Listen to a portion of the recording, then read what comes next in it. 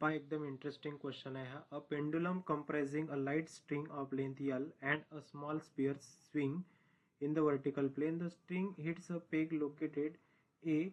Okay, हा peg आहे पहा. A distance D below the point of suspension. If the pendulum is released from rest at a horizontal position theta is equal to 90 degree and is to swing in a complete circle center on the peg, the minimum value of D is. पहा याच्यामध्ये काय mention आहे की हा जो pendulum आहे तर हा अगोदर असा हॉरिझॉन्टल पोझिशनला होता, म्हणजे theta is equal to 90 degree होता. त्याच्यानंतर काय झालं पहा की हा जो आहे तर हा पेंडुलम आपण इथून काय करून टाकला, रिलीज केला. हा रिलीज केल्यानंतर पहा असा येत असताना काय झालं पहा की मधात एक स्ट्रगल आहे पहा, इथं याला रेजिस्टन्स आहे. ही जी स्ट्रिंग आहे तर ही स्ट्रिंग काय होऊन जाईल पहा, याला स्ट्राईक होऊन जाईल. याला स्ट्राईक झाल्याबरोबर हा जो पेंडुलम आहे पहा, हा जो बॉब आहे तर हा बॉब नंतर काय परफॉर्म करेल पहा, असं सर्क्युलर मोशन हे कम्प्लीट करून टाकेल. आपल्याला विचारलेलं काय की याने ह्याचं सर्कल कम्प्लीट करण्यासाठी ही जी डी ची लेंथ आहे तर ही किती असायला पाहिजे, एवढं इथं विचारेल आहे. तर पहा इथं बेसिक कन्सेप्ट कोणता आहे, तर सगळ्यात पहिले आहे पहा conservation of energy. Conservation of energy plus आहे याच्यामध्ये व्हर्टिकल सर्क्युलर मोशन. ओके, हे दोन कन्सेप्ट याच्यामध्ये अप्लाय होतात. सगळ्यात पहिले पहा की हा ज्या सर्कलमध्ये रिव्हॉल्व होणार आहे याची रेडियस किती असेल. पहा हे जर डी आहे तर आपल्याला माहित आहे पेंडुलम जर इथं आला तर ही लेंथ जी असेल ही कम्प्लीट लेंथ किती असते पहा, इथं आपल्याला माहित आहे कॅपिटल एल असते. एवढी लेंथ ही जी लेंथ असेल ही किती असेल, कॅपिटल एल. ही जी लेंथ असेल ही किती असेल पाहिजे, L minus D. So L minus D आपण काय घेऊ शकतो पाहिजे, रेडियस घेऊ शकतो. एल मायनस डी घेऊ शकतो आपण याची रेडियस. ठीक आहे. त्याच्यानंतर ह्याच्यामध्ये पाहता सिंपल बिलकुल आपण काय करून टाकू की इथून जसा हा इथपर्यंत पोहोचणार, ठीक आहे, तर इथं काय होणार आहे पहा, कंझर्वेशन ऑफ एनर्जी होणार आहे. कंझर्वेशन ऑफ एनर्जी मध्ये इथं जेवढी याची पोटेन्शियल एनर्जी असेल पहा एम जी एल, ही कशामध्ये कन्वर्ट होऊन जाईल पहा, कायनेटिक एनर्जीमध्ये. एवढ्याच कायनेटिक एनर्जीनं ही जी काही स्ट्रिंग आहे तर याला काय होणार आहे पहा, स्ट्राईक एम एम कॅन्सल होऊन जाईल. आणि जो व्ही स्क्वेअर जो मिळणार आहे आपल्याला तो व्ही स्क्वेअर किती मिळणार आहे पहा, इथं आपल्याला twice g L. V square किती मिळणार आहे पहा आपल्याला, इथं टॉईस जी एल मिळणार आहे. ओके.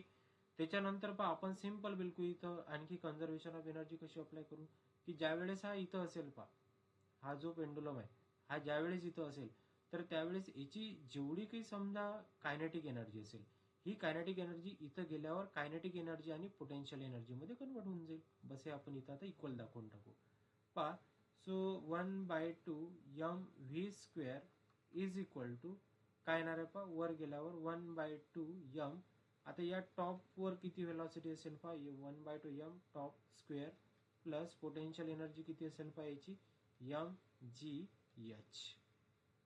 पाहता हे सगळेचे सगळे जे एम आहेत हे काय होऊन जातील इथं cancel. So v square by 2 is equal to 1/2. आता सर्कल कम्प्लीट करण्यासाठी इथं जी याची व्हेलॉसिटी लागणार आहे ती व्हेलॉसिटी किती असायला पाहिजे आपल्याला माहिती आहे. ती व्हेलॉसिटी असायला पाहिजे under root of r g. याचा जो याची जर समजा स्क्वेअर जर केला तर किती यायला पाहिजे पहा, हे R G plus G into H. आता ही जी हाईट आहे पहा इथून इथपर्यंत गेल्यावर ही जी कम्प्लीट हाईट आहे तर ही कम्प्लीट हाईट काय होऊन जाणार आहे पहा, इथं 2 टाइम्स आर. किती होणार आहे पहा, ही 2 टाइम्स आर होऊन जाईल. ठीक आहे. आता सगळं व्हॅल्यू टाकून द्या.